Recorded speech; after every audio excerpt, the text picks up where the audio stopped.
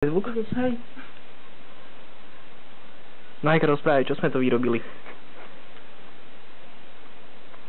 Žiadne slova? Však hovor niečo. Dobre, takže toto je puding. To je puding karamelový. Normálna tekutá forma. A nepovieme prísady. Aby sa to vedelo. Áno, to je tajný recept. A teraz sa mení na trhavú plastickú hmotu. A teraz je to opäť puding. Za chvíľku pekne stečie všetko toho. Ešte raz, ukážka.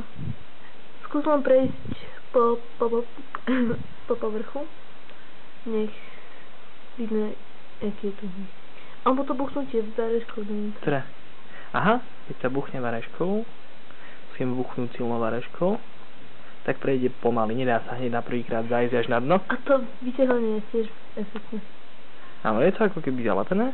Len tak položíme varešku, tak pekne vpláva do našej tekutiny. Ale sa vyťahnuť rýchlo nejde. Ale vyťahnuť treba trošku s trhom. Len skúsim ďalšieho pudingu. Nie, že sa dá len veľmi ťažko. Keď sa zase snažíš rýchlo myšľať, ale keď si malinký... A na povrchu sa trhá. OK. Myslím, že toto bude záver nášho dokumentárneho filmu. Počkajte, ešte máme liatie. Ja ešte liatie, áno. Počkaj, oproti svetlu si dobre? Okay. Musíme takú časť, ktorá sa bude liať. Tak.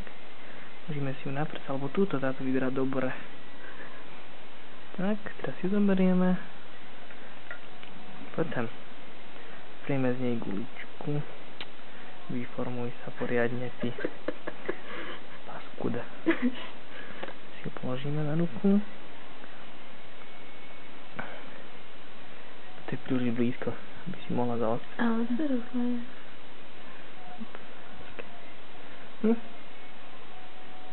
Leje sa? Áno. Urob niečo. Dobre, pustil som ju. Rozliala sa. A to je koniec nášho inštrukcia.